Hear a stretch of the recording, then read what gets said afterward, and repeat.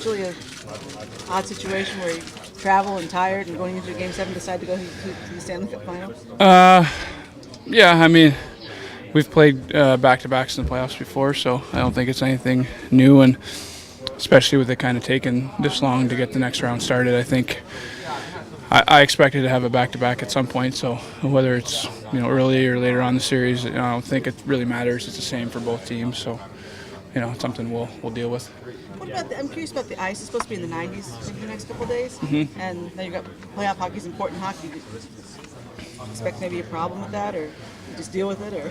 Yeah, that's another thing. I guess we'll have to wait and see, but yeah, I mean that's something both teams will have to deal with, and it has been a little bit warmer lately, so I'm sure that'll be the case. It's something we'll have to deal with, and the ice guys will do their best to make it good, but it's pretty tough when it's that hot outside and you get the big crowds that we do. It's pretty tough to kind of go against that. Do you adjust yourself? Do you adjust your game? Do you have to maybe not look at some of the longer stretch passes because the puck's going to bounce and things like that? Or? Yeah, I think you just simplify it even more, which isn't a terrible thing for us. I think you also have to be aware of it just because you don't want it to be something that bothers you. Sometimes it's out of your control when the puck bounces on you and what happens. So won't be great for D going back for pucks and having to make plays. So both teams forechecking should be able to use that to their advantage a little bit. Sid, you've had a couple notable moments against the Bruins, including your first NHL goal. What do you remember about that?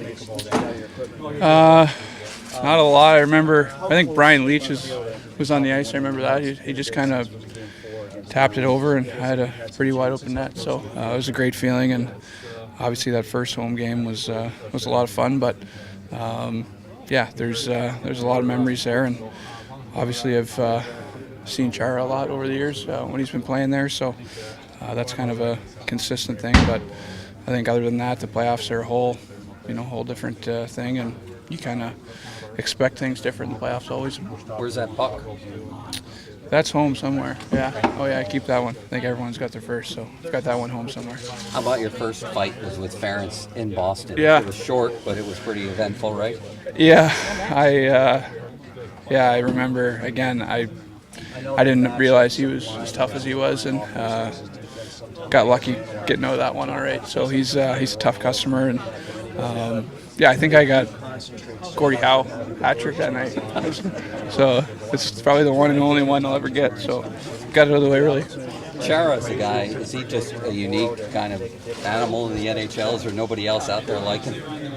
Yes, I mean size-wise, he's his reach. I mean he's always kind of close. He's always got a opportunity to get a stick on a puck. So I think like any D that plays a lot of minutes and you see often. You just try to keep going at him. Eventually he'll get chances, but he's a guy that prides himself on playing well in those matchups. So you've got to be ready to compete.